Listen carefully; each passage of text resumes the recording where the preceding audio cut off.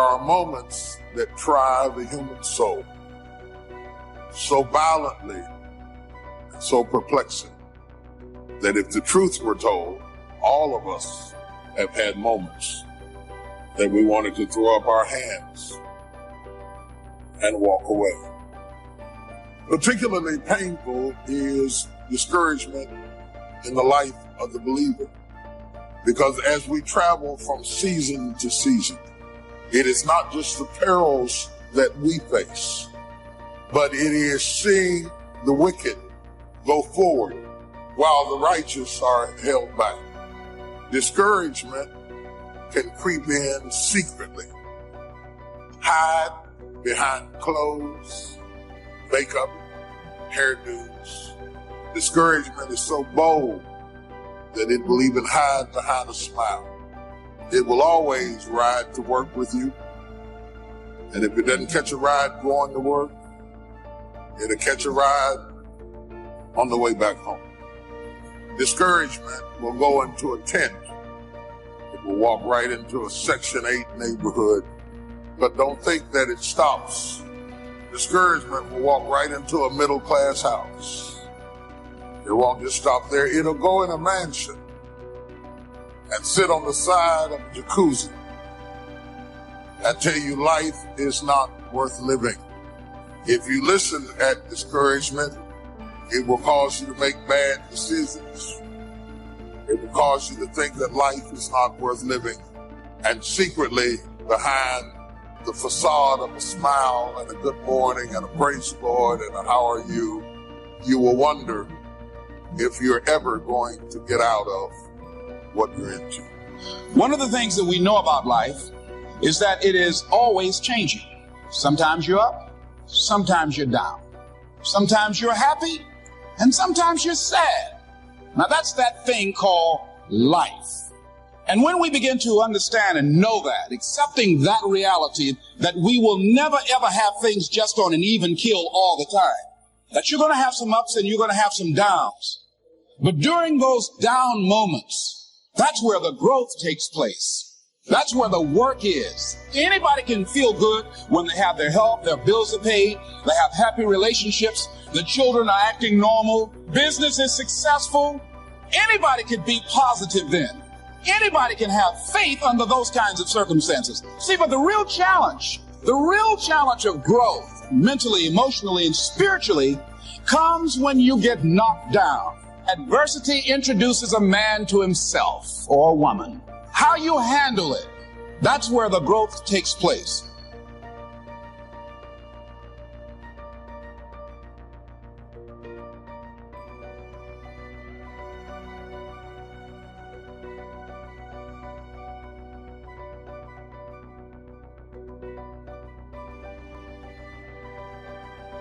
The biggest poison in us is regret. Bad decisions, hasty decisions, too fast, and affects the next 20 years of your life because you made the wrong decision. What makes us make these fast decisions? Fear? Let the fear of regret fuel you to take action today, now. Hurt people will go above and beyond to hurt people. Insecure people will go out of their way to create insecurities. Dysfunctional people will take a peaceful, happy, and beautiful situation and figure out a way to create dysfunction where there is none. What we should do when somebody does us wrong, forgive them and let it drop. Leave it and let it go. Be the best. Lifelong personal development requires tremendous dedication, discipline, and willpower. It is often the case that we know what we need to do, but we lack the courage to take the risks. Instead, we make excuses for inaction. When people can walk away from you, let them walk. When people can walk away from you, let them walk.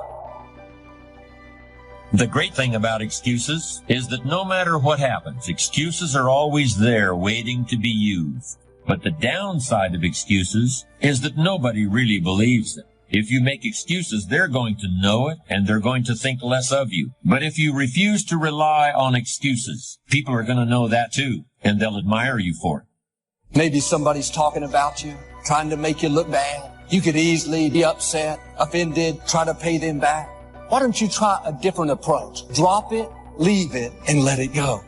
You need large amounts of self-discipline to deal courageously with all the fear-inducing events of your life. Courage is rightly considered the foremost of the virtues, for upon it all others depend. Often, fear is necessary to preserve life, prevent injury, and guard against financial mistakes. I don't want you to try to talk another person into staying with you, loving you, calling you, caring about you, coming to see you, staying attached to you. I mean, hang up the phone. When people can walk away from you, let them walk.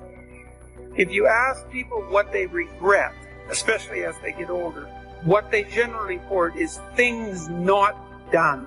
So they don't regret so much mistakes they've made, although of course people obviously regret mistakes they've made as well. So they don't exactly regret sins of commission, right? Errors that they've actively made. They torment themselves for opportunities that had presented themselves that they did not, let's say, exploit or engage in. The regret we feel for things that we've done, though intense, only lasts a short period of time. But the regret that we feel for things that we missed out on, that can extend throughout a lifetime. Because most of us are scared, and we choose to lead an easy life. And by doing so, we start to rack up those regrets. But there is a solution. You have to be willing to be bold. You have a great life in front of you, but your great life is in front of you. It's not behind you. What you did back there ain't got nothing to do with what God got for you. What you did back there was learn the lessons to get you to where you are at this particular moment right here. Bad decisions, hasty decisions, too fast, and affects the next 20 years of your life because you made the wrong decision. If you'd have just waited, got all your information together, settled yourself, you'd have been better. What makes us make these fast decisions? Fear? It takes discipline to face your fears so you can conquer them. And that's what discipline is. Discipline means taking the hard road, the uphill road, to do what's right. And regret, in and of itself, it's worthless. So, learn and move on. The ability to learn to say no and not to feel guilty about it, to me, is about the greatest success I have achieved. It's all a part of a process for growing for me. To me, to have the kind of internal strength and internal courage it takes to say, no, I will not let you treat me this way, is what success is all about. I will not be treated this way. I demand only the best for myself. As you might imagine, I don't think we should spend a lot of time regretting the choices we've made in the past. To spend time brooding over how things went, that's an illusion. What you're doing is suffering pointlessly in the present under the shadow of certain memories. You're telling yourself a story about something that might have been over and over again. How long do you want to do that for? And sometimes life is going to knock you down. But because you have been knocked down don't mean that you are finished. No. You got some reasons. It might be your own sense of pride and determination in the kind of life that you want to create. There are people in their 30s and 40s who are still acting like adolescents. And there are even people in their 40s and 50s who are still acting like babies as far as their attitude toward responsibility is concerned. But the large number of people who shirk responsibility can also provide opportunities for you if you are determined to be different. If you decide to be one of the few who embraces responsibility, you can lead, and you will deserve to lead. Churchill said responsibility is the price of greatness. And in my opinion, it's really a rather small price to pay. It means, first of all, that you accept the consequences of your actions. Responsibility means you look to yourself as the source of everything that happens to you. It means that you assume command, regardless of the hardships you may have undergone early in life, or the dozens of people who may have failed to understand you. I'm saying that regardless of the presence of those negative influences in your life, the best thing you can do, the strongest thing, the most empowering thing, and ultimately the wisest thing, is to accept responsibility for your own destiny, plain and simple. If you have enough reasons, you can do the most incredible things. Here's what you might be lacking: a long enough list of reasons. Reasons that drive you, reasons that get you up a little extra early, reasons that keep you up a little extra late. That's what makes the difference. You should always make decisions with your heart and soul. You can use your brain for math, but when it comes to the actual feel of the decision, you always want to go inward and check it against your heart and soul. Here's the simple test. Does the decision that you're about to make expand you, expand your future, or expand the possibilities of your life? If the answer is yes, then the decision is yes, no matter how terrifying it is. Other than death, all failure is psychological. Other than death, all failure is psychological. Does not mean that you won't lose some battles, because you will. We all will. But it does mean that as long as you don't surrender, as long as you don't quit, then you haven't failed. Here are some action exercises that you can do. Make a decision today to invest in yourself and getting better, as if your future depends on it, because it does. Identify the most important skills you have that determine the quality and quantity of results you get at your work, and make a plan to get better in each one. Set excellent performance in your work as a goal, and then determine exactly what you will need to do every day to join the top 20% or better in your field. I fought a good fight. I fought for my kids, and I fought for what was right, and I fought for my good health. And I fought for a good career that would bless my family. I fought a good fight. The encroachment. Opposites are in conflict, and we're in the middle. And if you want something valuable, you got to fight for it. You have comeback power. When something happens to you, don't buy into what has happened to you. Buy into, I'm getting up out of here. I'm going to change this situation. This does not work for me, and I don't have the luxury of being depressed. I need to clear my head. Yes, we can see avoidance of responsibility all the time in both our personal and professional lives. We can see that most people aren't as successful as they wish they were. Do you see there's a connection between these two very common phenomena? I hope you'll understand that it's in your best interests to take responsibility for everything you do. But that's only the beginning. I'm also going to suggest that many times it's even best to accept responsibility for the mistakes of others, especially when you're in a managerial or leadership role. What do you do when you tried and failed and you want to quit and you want to give up? Sometimes you can be blessed and be unhappy, because even though things are going right, they're not going according to what you had believed and expected, and you know that something is missing out of your life.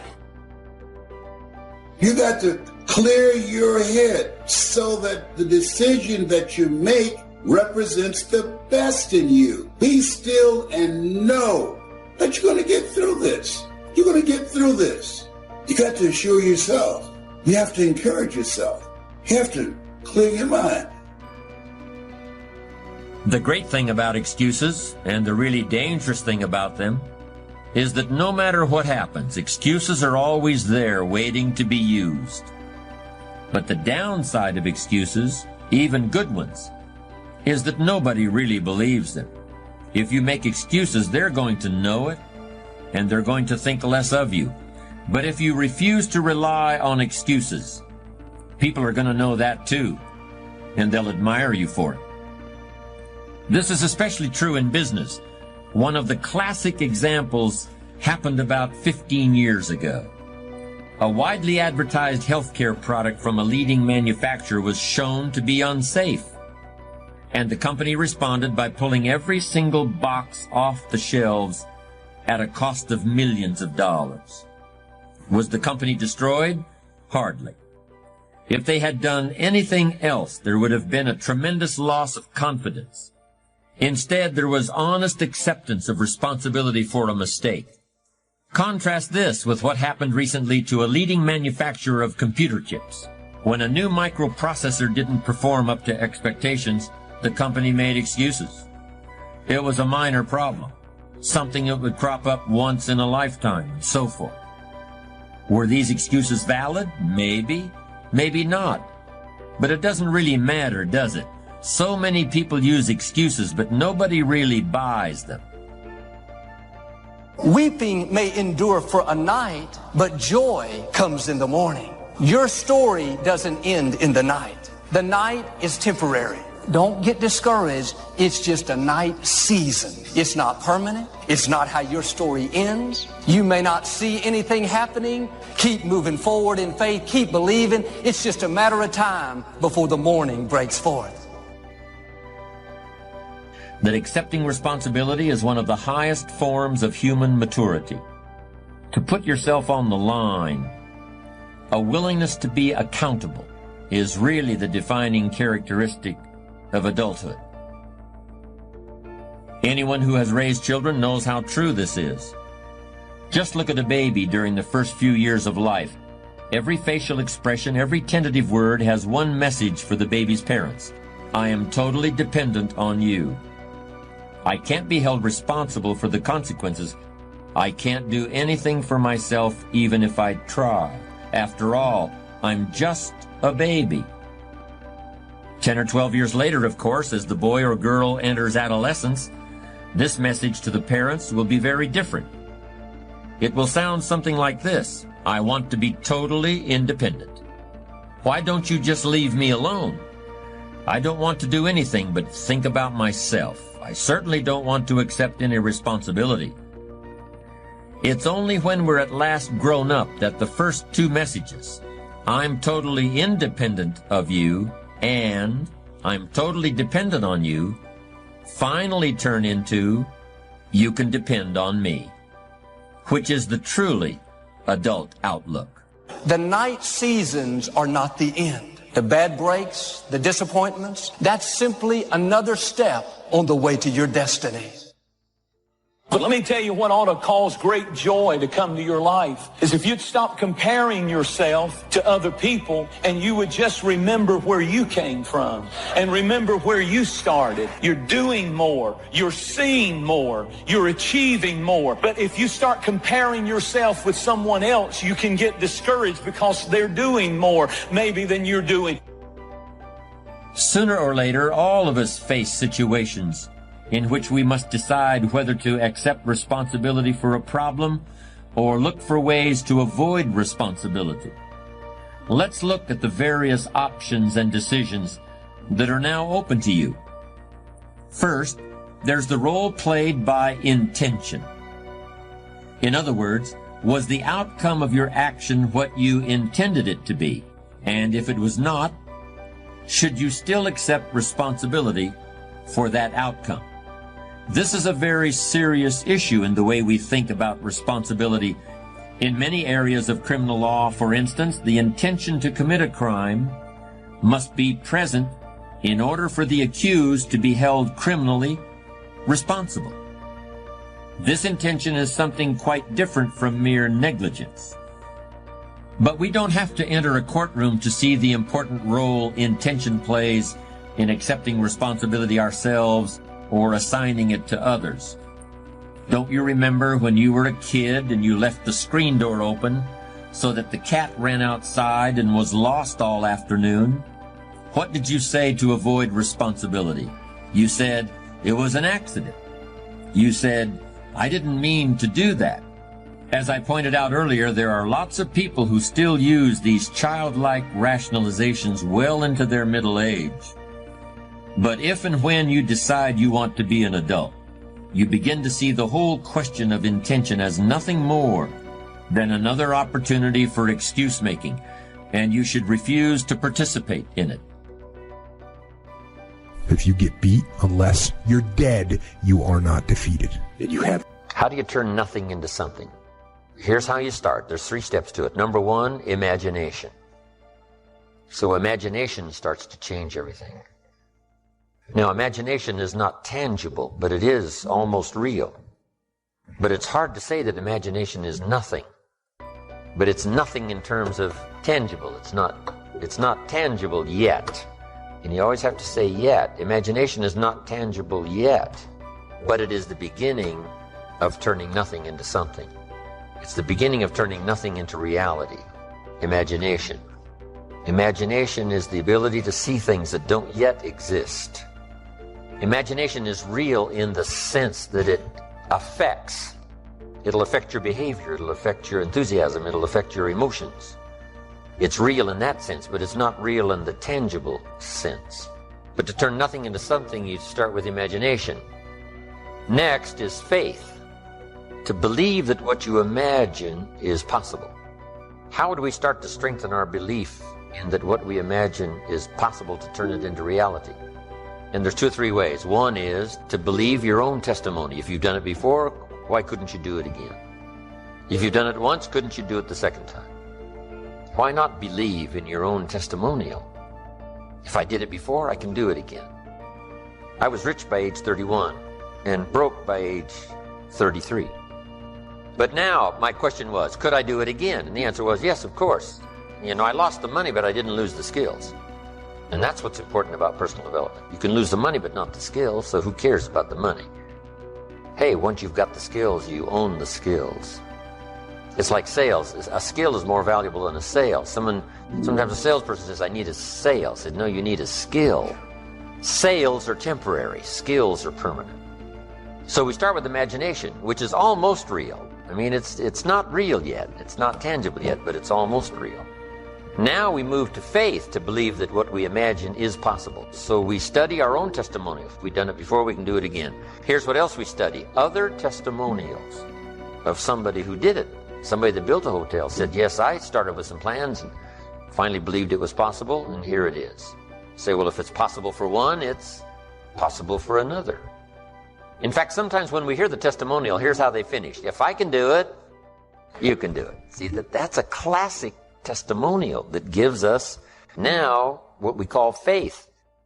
And one of the ancient wise writers said, faith is generated by what we hear, the vocabulary of what we hear, the vocabulary of what we read. That generates faith, to believe that it's possible. Now, faith is not reality. You can't say faith is nothing, because it affects. It's like radiation. To us, it's nothing because it can't be seen. But radiation is so powerful it can kill you. You can't see it, but it has an incredible effect. And that's true of faith. Faith can't be seen with the natural eye. It can't be seen, but it has an incredible effect on your attitude, on your behavior, on your disciplines, on your work for the day, and all the rest. So faith is tangible in that sense, that it affects the emotions, it affects the drive. But we still don't have a hotel.